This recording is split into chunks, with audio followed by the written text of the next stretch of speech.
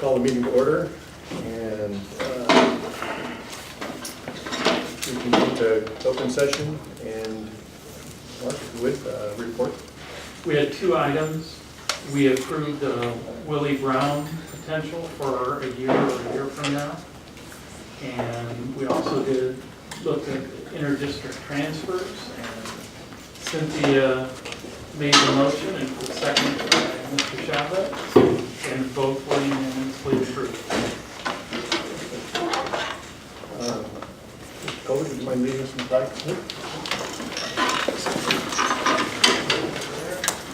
Down there. Oh, that one back there. Pledge Allegiance to the flag of the United States of America and to the republic for which it stands, one nation, under God, indivisible, with liberty and justice for all.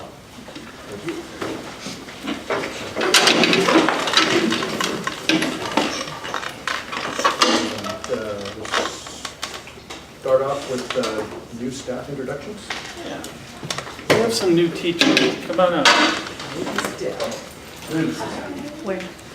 Just right up here. And we wanted to bring some of the new folks to you so you see some of the new faces. I'm going to have them introduce themselves, but I'll add a little bit into it as they talk a little bit. Okay. I'll have Megan introduce yourself to the board. My name is Megan Doherty. This will be my third year of teaching, my first year here. I come from New York, and I teach music. What part of it? Upstate, you know, Finger Lakes area. Yeah, that's where I come from. And we did, honestly, we did a national search finding band members. And when I looked down there, I thought, oh, she's from up in upstate New York, like Adirondacks. Oh, she'll be okay with snow. Will be less snow No here. snow here, but big trees, nice area. And so I had her come out, and it was a great thing to have her come out. She clicks well. Thank you. Go ahead. Hi, my name is Leah Burns. This is my 5th year as a special education teacher. I taught for 3 years in Richmond, California, and spent the last year in a very small town that you've never heard of, about 4 hours southeast of here. And now I'm in beautiful Willits with our awesome kiddos. Nice to meet you all. And I will tell you that it is really hard to find special ed people, and especially good ones. And so we feel really good about having her here. The jury's still out on how well I'm doing, but She's hoping in my by the end of the year. It's all effort. Chris, go ahead. I'm Chris Carr. This will be, I think, my 4th year of teaching. I come from Sonoma County. Coached football, high school football for the last 5 years. I'm coaching here at the high school. I just rushed in from practice, so if I'm sweating, I apologize. So I'm teaching history and weight training. And he is just what the doctor ordered for me. I need male coaches at the high school. I need somebody who can do more than one subject. So Chris is also doing PE and social studies. So just what the doctor ordered. Fits in well with kids. I would have never believed you were a football coach. Go figure, right? Go put it in the office. Hi, I'm Kristen Frazier. I've been in Willits for 12 years and a parent of kids who are at Bechtel and at the high school. And I'm a 6th grade math and science teacher now. I got kind of a new start. I got my teaching credential a while ago. And I've been very active in the schools as a parent volunteer. And I've also been doing a lot of technical training in my career. So I'm getting to know 6th graders really well. And she's one of those people who have some really unique skills, like coding and business. And so she's another person who has potential to even help us in other places. So as a small district, that's really what we look for, is people who can fill multiple roles. I call them utility infielders. Perfect. Mr. Reese? My name is Gregory Reese. I'm super happy to be here in Willits. It's We're a great, wonderful town, nice community, wonderful, wonderful people. The kids are super supportive of the teachers, and administration super supportive of the teachers, and I'm really happy to be here. I taught math for 5 years at Vallejo High School, just after high school, and at summer school at Richmond High School there. I did a year teaching freshman college students at San Francisco State, and got credentials in math, in science, in general science, in economics, and business administration. So I'm an infiller. You know, the other thing with him is that I wanted to make sure we had somebody who had the skill to teach the college class that everybody needs to take to get a degree. It's Math 122 from the college. And so that's what we're going to have him slated to do. So our seniors, when they leave, can put that college math in their pocket. And the data is overwhelming. You're 60% more likely to get a college degree if you get through that math class at college. And so we want to get them there when they leave here. And, by the way, he was a long distance one too, because he and I Skyped interview initially, he was painting his parents' barn in Virginia. Hello, everybody. My name is Shane Rasmussen. I'm originally from northern Minnesota. I moved to California several years ago, and I was a substitute teacher in the Oakdale and Calaveras County School Districts for 9 years before I was poor enough to get into my master's program. So I'm actually a first-year teacher, even though I'm only 28. I'm old. It's been a tough week. My focus is science, and my bachelor's degree was actually in anatomy and physiology and field biology. So I'm hoping to bring to the table a little bit more awareness on conservation and maybe some of the human body systems. And I'm hoping that we can do an interdepartmental field trip to Fort Bragg at some point, where the 7th graders are studying, biology, ecosystems, the math teacher, the English teacher. We're all doing a cross-disciplinary thing. So that's my hope, is to get something started for the 7th graders. So each year they're doing a cross-disciplinary field trip. Nice to meet you all. I knew a guy from Minnesota would not be disappointed to see trees. And one of the things that we did with hiring Shane was we now have instead of core teachers in social studies or in science and math, we have a math teacher teaching math in 7th grade and a science teacher teaching science. And 8th grade, all 4 of the cores are single subject teachers. And so it just brings more to the table.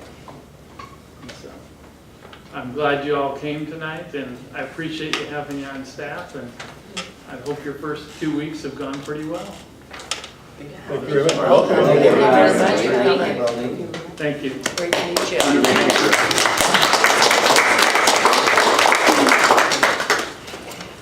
I think I might as well just stay. We have one retiree we're recognizing tonight. Where's Cookie? I don't see her. Well, say nice things anyway. I'm going to say nice things anyway. Jeannie Cook is retiring from Brookside. Been there a long time. She's done a great job for us. And if you ever go there, everybody just calls her Cookie. And we're really pleased to be able to recognize her as retirement. And as I tell retirees, it's nice when every day becomes a Saturday. And she's done a great job for the district, and I'm really pleased for her to be able to retire and enjoy it. So. How long has she been with us, Mark, since 1994? 94. Yeah. So she's been with us quite a while. And yeah, very much appreciate what she does. It's one of those jobs that you don't get many thank you calls either. But she's done a great job, and we've been pleased to have her. We'll make arrangements to... Yep. We'll track her down. Okay. And next item on the agenda is transportation. Yeah. Shannon, come on up. She's got a cute little daughter with her, who's my student up at Sherwood. Jenna's done a really great job in transportation. And before I tell you why I have her here, this is dedication. The week before school starts, she was gone all week, staples in her back surgery. She was there the first day of school, on the Monday after it, driving.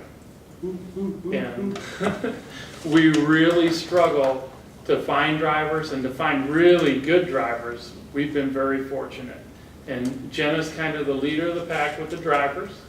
And over the summer, she went to Sacramento and got certified as a trainer. So we're no longer having to go to Ukiah or some other district to train people. So we can do that right in-house. Not only is it more cost-effective, it's just quicker. Because we have people who want to drive, but it takes a long time to get certified if you got to wait for somebody out of Ukiah to come up and service you. So Jenna was nervous going to her class. And it was like going to her freshman year of college kind of thing, like, I don't know if I'm ready, and they're going to ask me hard questions. And she did a great job. And she is now a trainer, and she can literally train other districts, which at some point may happen. But I need her to train about 3 more people because we need to hire a couple more drivers. I got a class of 3 right now. Yeah. So, and then we got 1 more coming in. Yeah. I hope we can go for 3 for 3 and fill those positions. I'm hoping. Yeah. Jenna also was really instrumental with Maddie in moving our transportation K-5 and 612. And we've got most of those kinks worked out. But she does a great job for us, and I wanted to make sure we recognized her because she stepped up and took on a responsibility she wasn't required to do. So, thank you. Thank you for the opportunity. Yeah. It was awesome. Hope the back's doing better. I'm good. Yeah, I'm fine. You don't have to say. Just letting it go. Thank you. Bye. And we have Future Farmers of America. Come on up.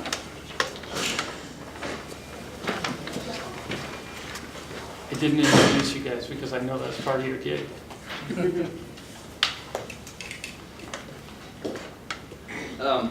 My name is Ryan Reed, and I'm a secretary on the officer team.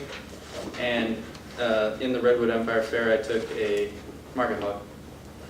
I'm Claire Case Brackett, and I'm president, and I took a steer to the Redwood Empire Fair.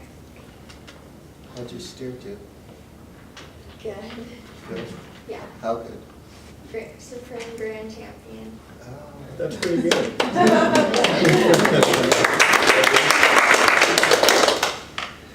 So 38 Willits FFA members went to fair, and in total there were 9 steers, 3 goats, 6 sheep, and 19 pigs. And among breeding animals, there were horses, sheep, and goats.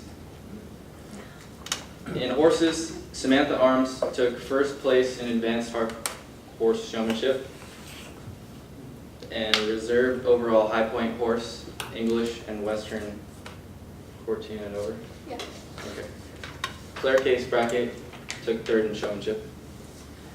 And among goats, Morgan Riley took Supreme Grand Champion goat.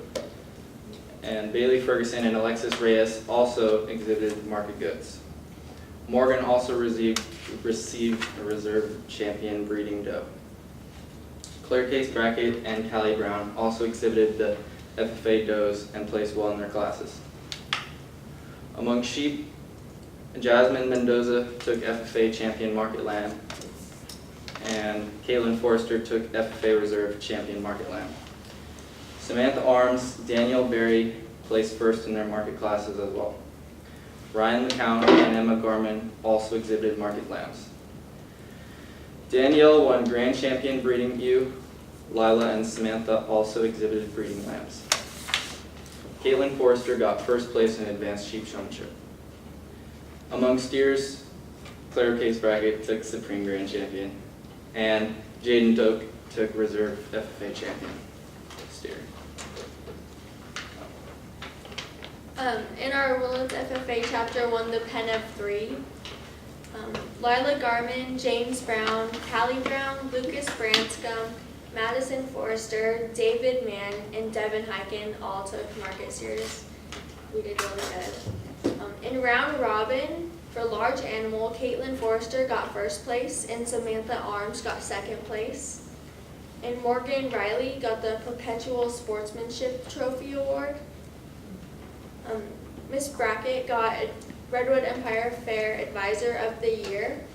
And fair was great. There were 262 lots in the auction. They sold for over $800,000 all combined. Next weekend we have the Boonville Fair, and we have 7 exhibitors showing large animals. So we look forward to doing just as good there as we did at Redwood Empire Fair. Thank you. Congratulations. I was going to have you do the oath to see if you remember. I was just kidding. No.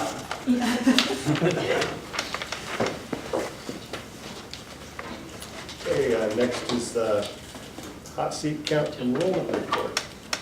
Our enrollment report, obviously you move up and down, but if you go into areas, our enrollment right now is 1529.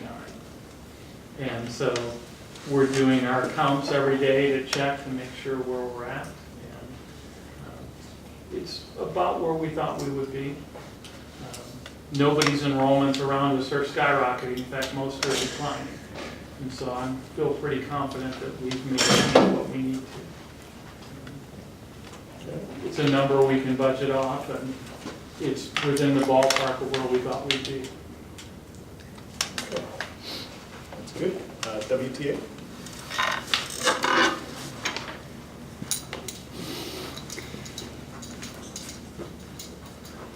Good afternoon. I'm John Haschak, president of WTA.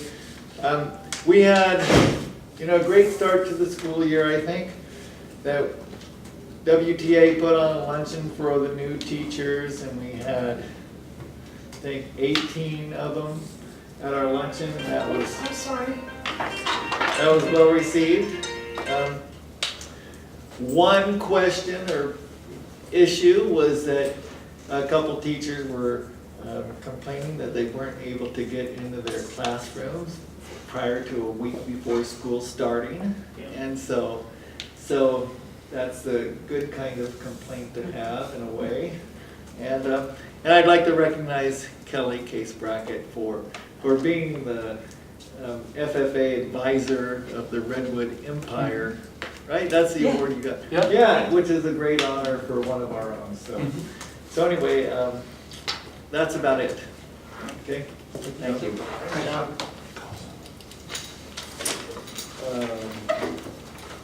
CSEA.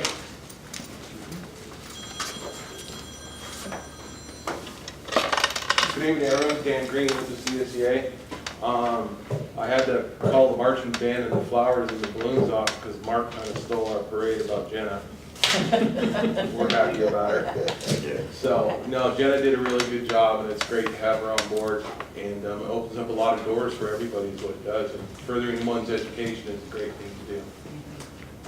Welcome back to everybody. And we hope the whole year goes kind of smooth and, let's say, eventless. So it's not so dramatic, and hope everything goes well. Now stay right there though, before, don't go yet. When you see the press box at the high school, at the football field, That's called humble. Dan has now become a full-fledged welder. It is absolutely wonderful. I mean, we turned something that was a mess. And as Chris knows, the ocean nightmare ladder that people used to climb to get in there is gone. There's a whole platform, the deck up above got fixed. Dan was there all weekend with the lift, with a couple other guys getting the press box ready to go, because we have a home game Friday. And it looks really, really good. It's one of those things that you never get to, but once you get to it, you go, how are we gonna fix this thing 30 feet up in the air? And they did a great job. It really is amazing. The details aren't quite done yet. We got a little paint to do and the floor inside stuff to do, but the outside look is where it needs to be, and he did a great job at it. And our maintenance guys had a ton of things to do this summer. I feel bad because we haven't gotten to the small things. We're still trying to figure out some of the summer projects that really were cumbersome to deal with. We'll get those done. This summer, we also took a slightly different approach with the custodians. They used to go and team clean as a group. What we did was we took the day and the night custodians, brought them together and said, okay, sit down, do a calendar, when are you gonna be gone, mark your days out, and you're responsible to get your building done over the summer. So they got together, planned their calendars out, and for example, at Blosser, Geraldo went to Russia to see the World Cup. And so he took that time off, but they figured out how to put their time together to get the building done. And so I like the fact that we put the onus on them to take care of their buildings in the summer. They set up the plate and we were ready to go. Cool. Thanks, Dan. Thank Mark for helping fixing facilities. We've got a nice new fence for the softball field too, so that's going to help out with a lot of stuff, and we're going to realign the softball field and hopefully get it into, legal parameters. Yeah, lots of little things are starting to show up. For example, the painted goalposts, and Yeah. it's a collection of lots of things that are starting to make the whole facility look much better. And we can thank our editor Bruce from the high school. He redid the Wolverine or the Maze sign that we just hung today on the press box. So that came out pretty nice too. So it's a lot of people helping out. Nice. The mural on the side of the gym, there's lots of little details that are all starting to add up to make the place look much better. Thank you very, very much. Let's see, superintendent comments. Couple things. One of the changes that we worked on over the summer was putting fountains in at Blosser. And we're not happy with what the water quality was out of the sinks for the drinking. And so we've gone through now and we've put in 4 filtration stations where you come up, you can fill a bottle, or you can just get a drink. And they're on the outside of all 4 of the wings. And so this week we'll probably go through and shut off all those inside drinking fountains. And so we'll have chilled, filtered water available all day long out of those, because that's really the ultimate solution. We can't go in and fix 30 different sinks and plumbings in a classroom. It was a much better solution to use chilled, filtered water, especially when you can fill bottles and stuff. And so my guess is what will happen is the teachers in the elementary classrooms at Blosser will be requesting to get bottles for their students. And there'll be some vendor who wants to have a bunch of them that will give them out. So that was a project over the summer we got done. We got off to a great start. All the buildings were up and running and functional. Transportation took a while to get us organized with every year you have kindergartners new to the bus, 2nd graders who go to 3rd, 5th graders who now are 6th graders, and 6th graders going to high school. About 25% of the bus population moves every year. And so it's kind of a moving target that you got to keep track of. And I think we finally got that where we need to be. Our SRO, our student resource officer, school resource officer, has been showing up a little bit part-time when he gets opportunities. When he doesn't work for the city, he's been on staff here, and it's nice to have him in place. The election coming up for board members, there are 4 seats available. One is a 2-year seat, and Mr. Kolvik and Danae Laurent are going to run off for that seat. Then there are 3 positions that have to be chosen for the other 5 people, which include Chris Neary, Robert Chavez, Jeannie King, and Paula, and we don't know. Diane. Yeah, Diane's not here, but I saw her today, and she's fully vested and ready to roll. So there'll be 3 of those 5 selected. So And that's typically based on the number of votes for each of the top 3 vote getters, is that the way that works? Yes. Yeah. And the reason that it's that way is Dr. Colvick's on a 2-year because they did this new election cycle where you're only going even years. So this year we have to elect 4. Normally it will be 3 or 2. And it'll be on a rotation. 1 year it's 3, the next time it's 2. But we're getting into that cycle. Just other than that, I'm really pleased with where we're at, and I'm trying to put a big focus on attendance this year, and I've gotten the printouts of the students who were chronically absent last year, and I'm meeting with the principals this week to figure out what's our plan to deal with these students, because I went to a summer in-service on it, and everybody was talking about ADA, and I'm not interested as much in the ADA as I am getting them here to educate them. Our teachers can't do anything with somebody who's not here. And so that's one of the things that I think we really need to, as administration, try and get after is absenteeism. Because it's a huge part of success. I mean, it's one of the primary indicators for success for a student. And so that's going to be one of our goals, is to improve that. Board comments? So, Robert? I'd just like to extend my appreciation to all of the staff that got us ready for the first day of school. I had the opportunity to visit all the schools on that first day, and I'll tell you, when I went in, I know this is from the outside, but it looked like you had everything together, everybody was in their place, everything looked calm and online, ready to go. However, being behind the scenes, I know there's a lot of work that goes into that. And so to our classified and our teachers and our administrators, I appreciate all the work that you put in over the summer and getting ready for the kids to be successful. So thank you so much. And lastly, I'd like to thank our superintendent for leading the way on that, and I appreciate all the work you've been doing. Thank you. Appreciate that. Yeah, I'd like to say welcome back to the staff too, and to all the newcomers who have joined the team here. And at the same time, I've seen a nice start to the school year, which I think is wonderful. Great way to get things going. Glad to hear they're working on the bus schedules and getting that all finalized. That is quite a big task. Really proud of the FFA this year at the fair. Done a great job and really showed them how to do it, which I think is wonderful. Good luck at Boonville Fair. Great, Kelly, to be recognized and get all that honor. That's really awesome.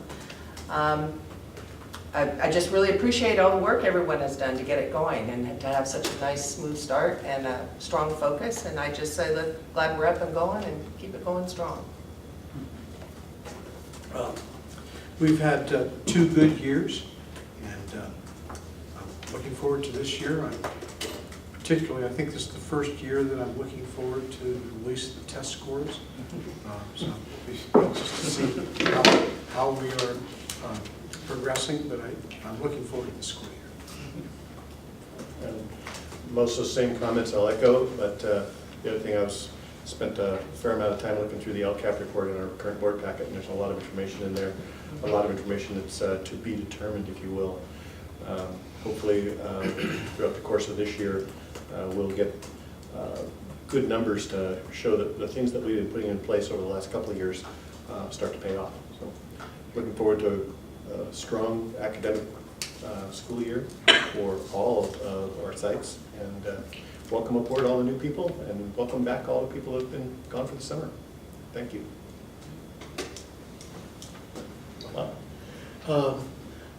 I'm just pretty excited about the start of school. I had the opportunity to go to Brookside School on opening day, and I was a little bit taken aback. I didn't realize start of kindergarten was so stressful for parents. You got to take part in that, and it was also pleasing to talk to the staff over at Brookside School and realize how many of the students, how many of the staff there, instructors and support staff, were former students of mine.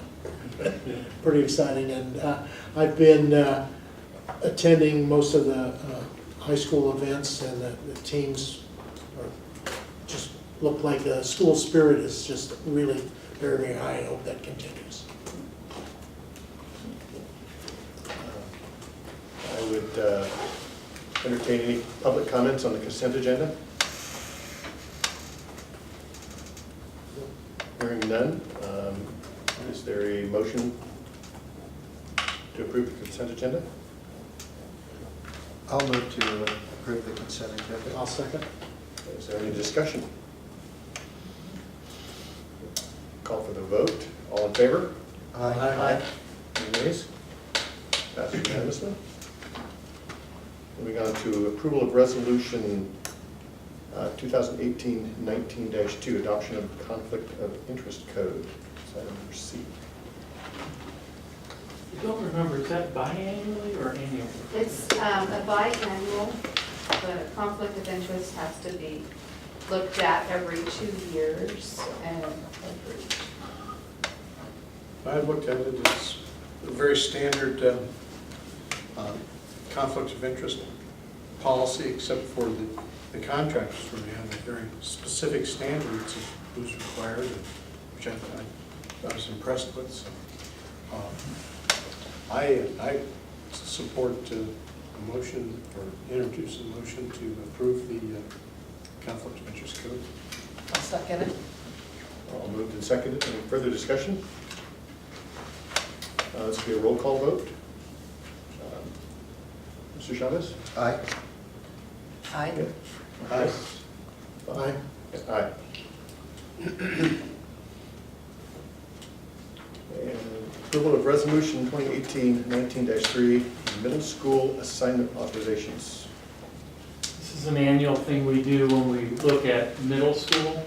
Middle school is kind of that unique area where teachers have elementary endorsements, and we have a mixture of single subject and elementary endorsements. This allows middle school teachers to core teach if they meet the guidelines and have their multi-subject. And so every year we make sure that we have that as part of our policy, that we use that.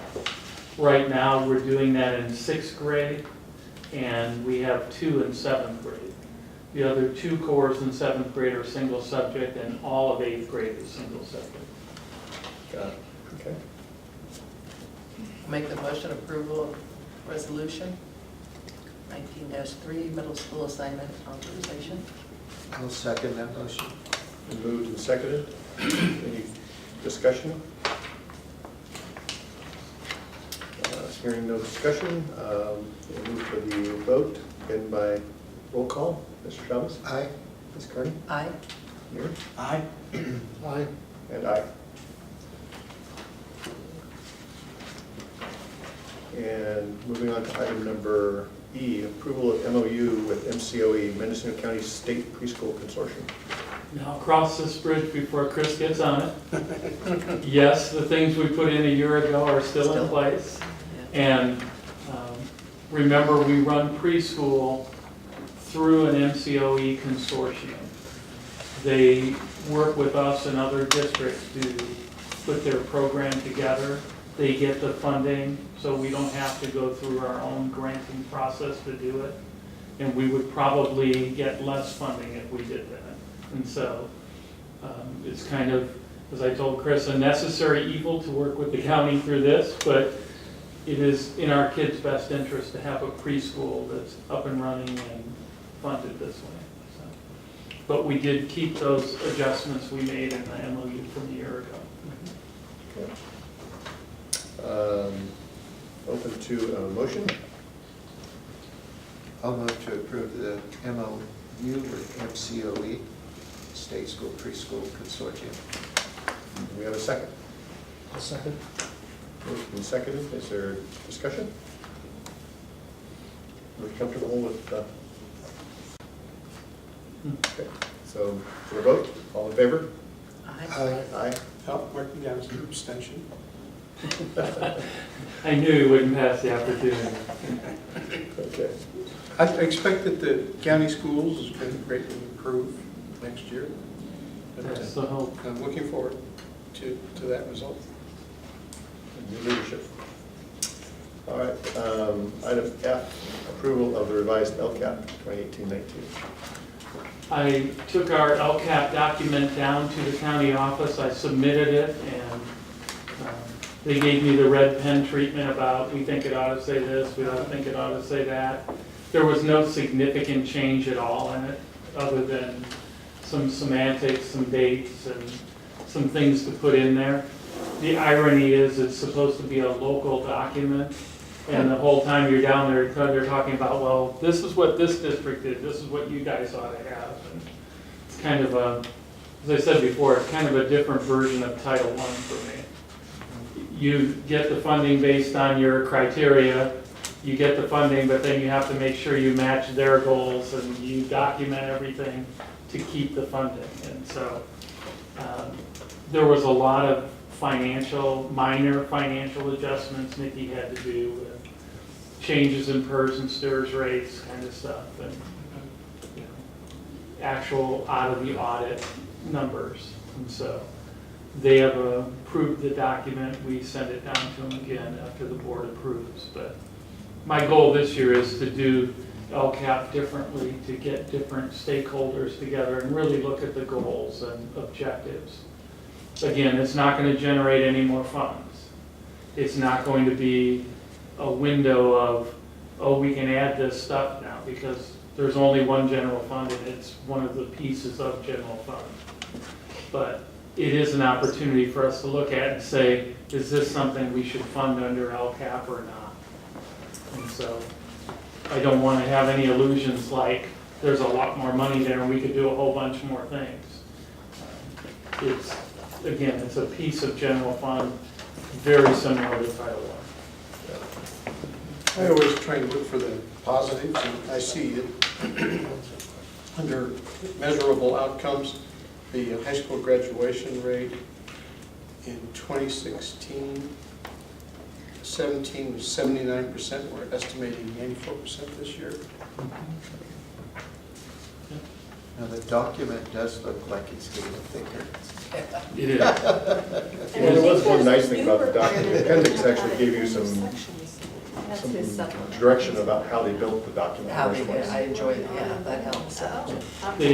Go ahead, John.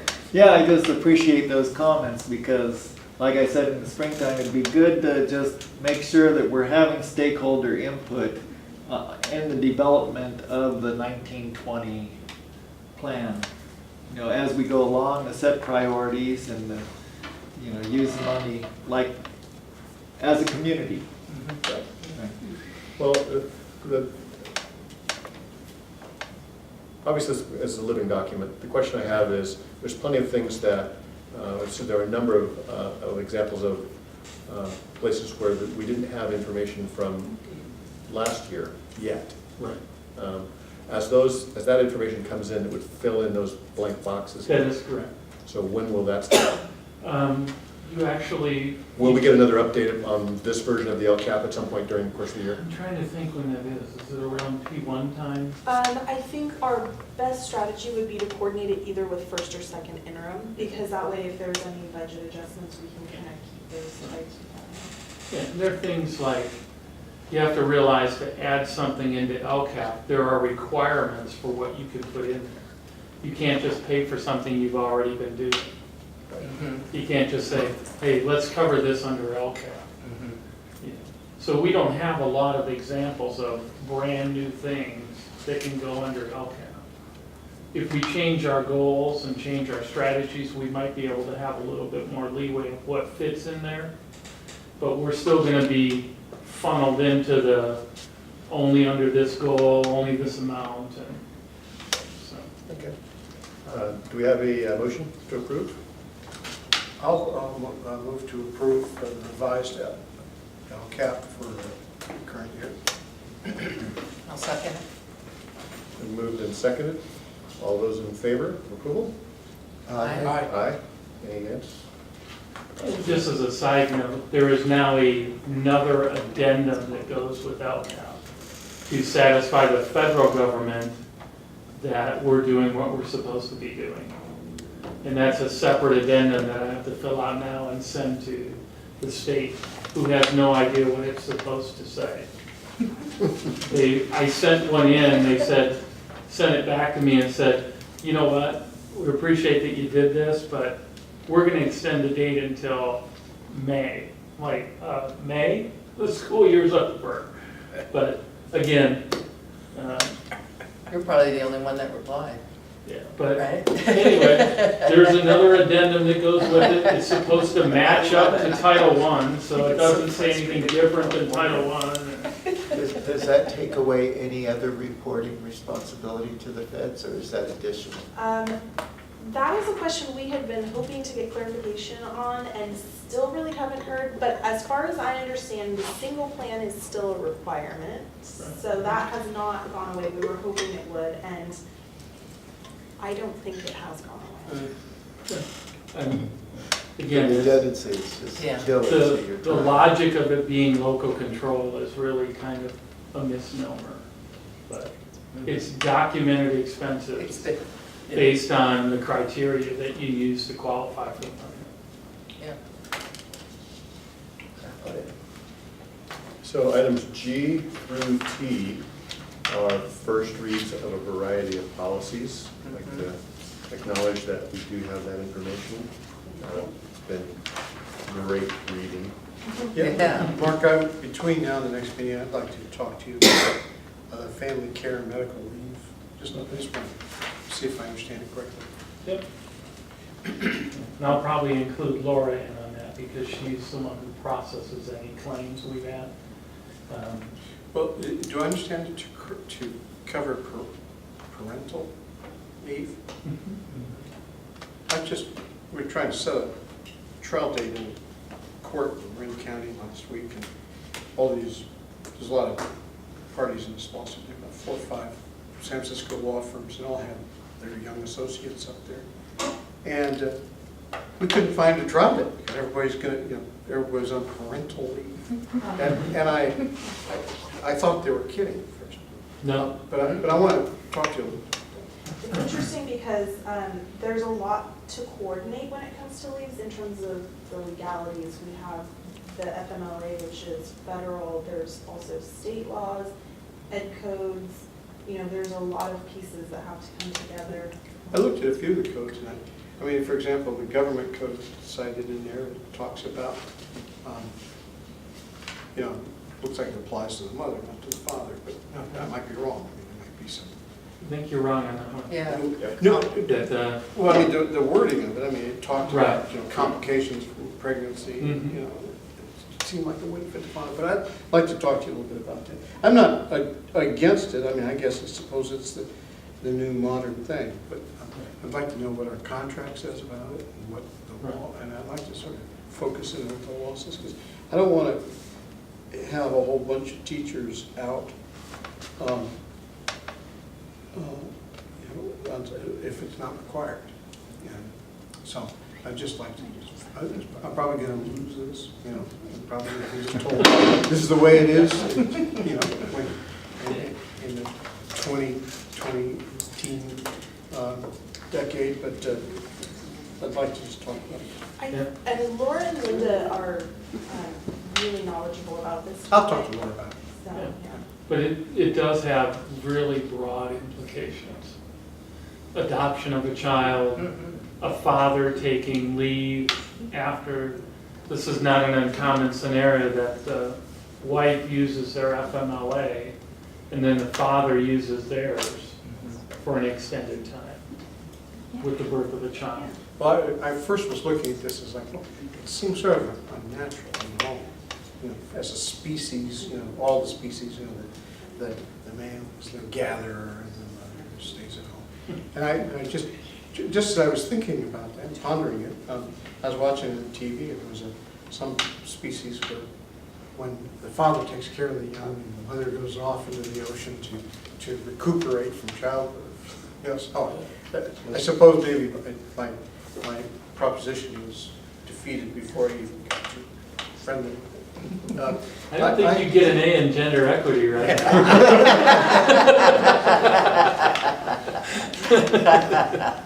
Trina, are you the one who's doing all the computer work on that, all the strikeouts? Yes. Bless your Yeah. heart. Thank you. Really It helps just takes though. so much time. Really helps. So, moving on, agenda items for next regular meeting. And I'd just like to point out, not to change subjects, but we do have a meeting next Wednesday. Okay? That's the That was on the calendar. It'll be the 12th. 12th, I may come huffing and puffing in late. I've got an all-day board meeting in Humboldt that day, but That might It's a prove interesting. Business meeting. I'll be in Colorado. All right. I'll get here. All right. Hopefully, that body's making quorum. So I apologize. I don't know if anybody had anything for future agenda. for quorum purposes, I'm a Gemini, so I count. I am too, so now we're up to 4. So entertain a motion to adjourn? We got public comments. Oh, did I miss something? Oh, I'm sorry. Public comments for items not on the agenda. Thank you, John. Well, I did want to talk about this. I forget what assembly bill it is, but it is the one to make sure that no schools start before 8:30 for secondary. And so any support against that is welcome, because it's a ridiculous one-size-fits-all Sacramento kind of issue that is just ridiculous. I don't know if you know about it, but. Yes. We talked about it. Okay, yeah, just, I think we're all in agreement that it doesn't work for every community in the state. Well, and It's again, really contrary to local control. yeah, it slaps local control in the face as usual. Right, so. It's one more ed code thing to go in the monstrous pile for no reason. And it create havoc for parents. So, the way I understand it, the state legislature, they voted on it, and it's gone to the governor for his signature. That's the way I understand it. Yeah, so. So you write your letter to the governor. So if we can call, write, fax, whatever, to the governor.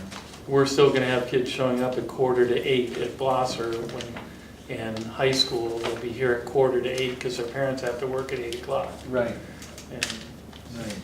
it'll make athletics go late, miss a bunch more classes. Yeah, it's really not conducive to, it's not something Sacramento needs to decide. What's the premise for There have apparently been a number of studies that suggest that student outcomes are improved by starting at a later date, particularly for high school students. After 8:30. After 8:30, yes. Why do I get to the office every morning at 5:30? That's when I can actually get stuff done. Because you're not a teenager. I guess I would ask, have we taken a stand on this as a district? It actually really has bypassed schools and everything. It's gone from legislator to governor. Yep. I mean, there was no real consensus on it other than a few emails here and there. And Some data that they. I thought the School Board Association was against it, and certainly CTA was fighting it, but it got steamrolled right through. Now, were they including middle schools too?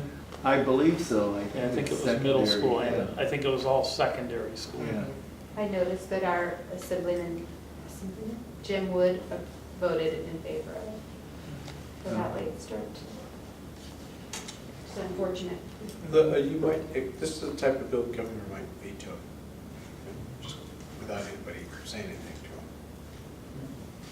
to him. Is it acceptable to send a letter to the governor? Yeah. Or email to his representative? Yeah, and my stance would be, this is a local control issue.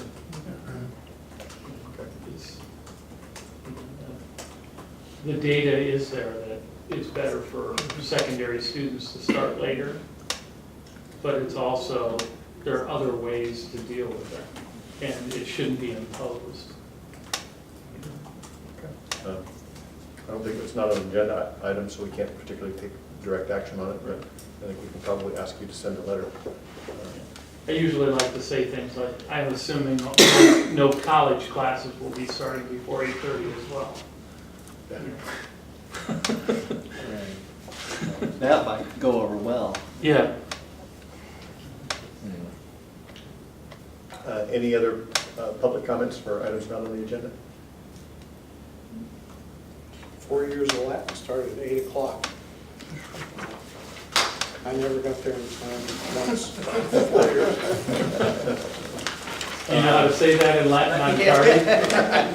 Do we have a motion to adjourn? I'll move to.